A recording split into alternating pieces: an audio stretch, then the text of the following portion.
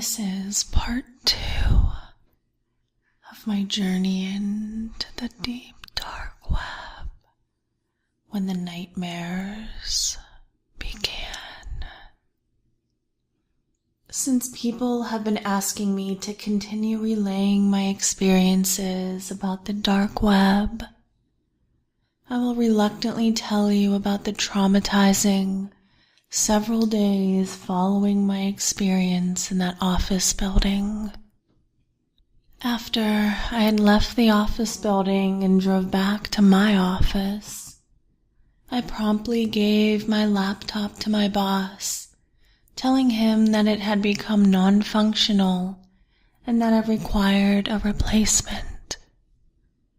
I told him that someone had accidentally spilled coffee on it during my last trip, and that it short-circuited. In reality, I made a pit stop on my way back to a hardware store and bought the most powerful magnet I could find and ran it over the hard drive several times. I wasn't risking that thing ever turning on again. So after a few short minutes of the keep better track of your shit speech, he took the laptop and told me that I would get my replacement tomorrow. It was probably the most satisfying thing I could ever hear. For a few days, everything was back to normal. No more AI chat boxes. No more funky, unprotected internet connections. No more disturbing images popping up on my computer screen. I was safe until the nightmares started. I remember the first one very vividly, and I shudder when I think about it.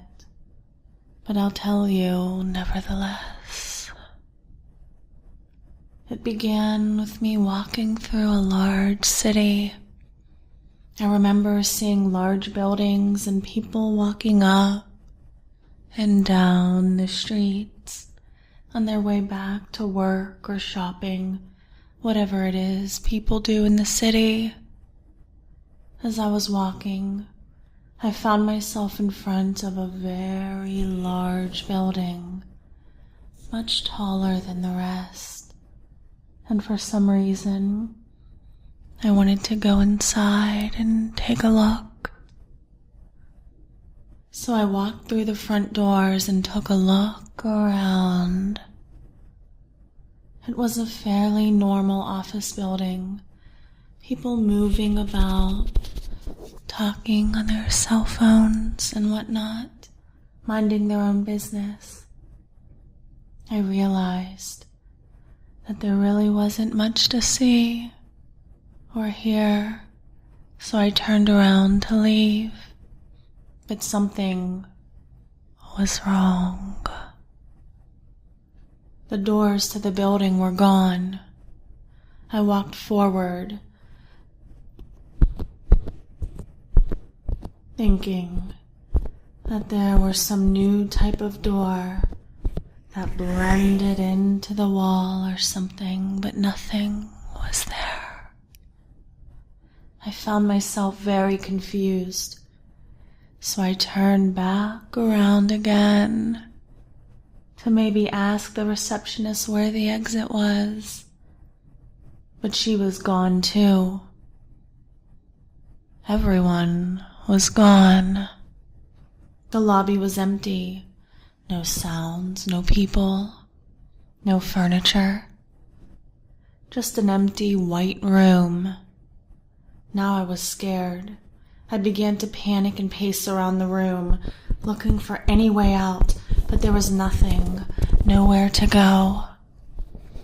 So I began to run at the walls, trying to break them down, but all of my attempts were futile. After about 4 or 5 bum rushes against the walls, I sat down, out of breath, looking down at the floor.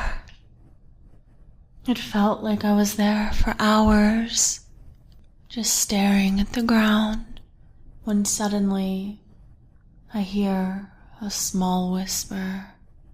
I looked up to see a black silhouette of a man facing me. He stuck out his hand and whispered ever so slightly, "Trying to leave." For some reason, I trusted this figure. Don't ask me why, but I felt like this figure was going to show me the way out somehow. So I took his hand and got up and said, "Yes, can you show me the way?" "Of course. Follow closely." He turned around and began to hover away from me, so I followed. I don't know how, but he began to create hallways and staircases out of the room I was trapped in, leading me all sorts of ways, as if through a giant labyrinth. We climbed up and up and up until we finally reached a hallway that had a door at the end of it. It was then that he stopped moving and turned back towards me. I could make a faint smile out on his face as he pointed towards the door. "Is this the exit?" "It is."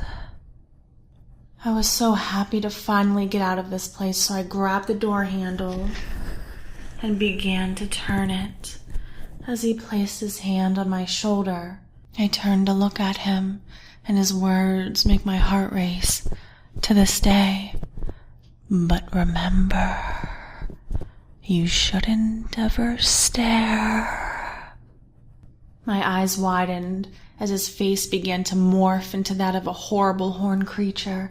His teeth became like razors and his mouth was filled with fire. I threw him off of me and opened the door, only to find my worst fears behind it. Dead people were hanging from the ceiling and blood covered the room like wallpaper. I screamed, but nothing came out. I turned away from the room and ran as fast as I could back the way I came. But it was not long before I realized that I was hopelessly lost in this labyrinth that the demon had led me through. I ran and ran but couldn't find the way out. There was no way out. I was trapped in this nightmare. I started hurling myself at the walls in an attempt to leave this evil place, but nothing was working. I thought I was going to die here. And that was when I awoke. I was drenched in sweat, my heart racing. My breath was heavy.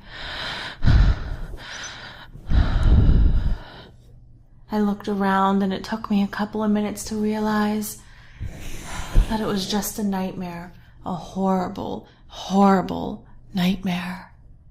I got up out of my bed and walked over to my bathroom to wash myself of all of the sweat that I just felt all over myself. As I washed my face, I noticed something in the mirror.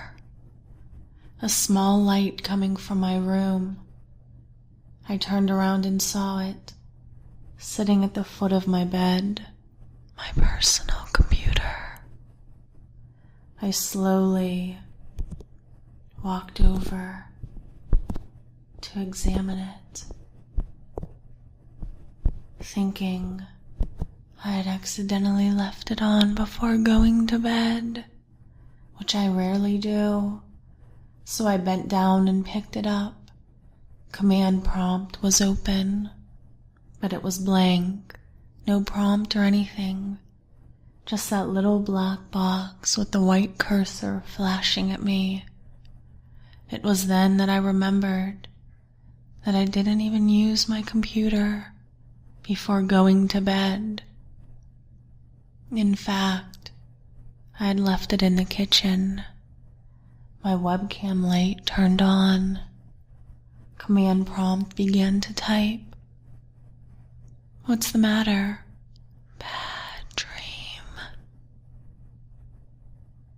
Well, there you have it. Part 2 to this nightmarish journey into the deep, dark web. If you enjoyed this story, you'd be excited to know that there is a part 3. And if you'd like to hear the next part of this story, give this video a thumbs up and leave a comment down below letting me know.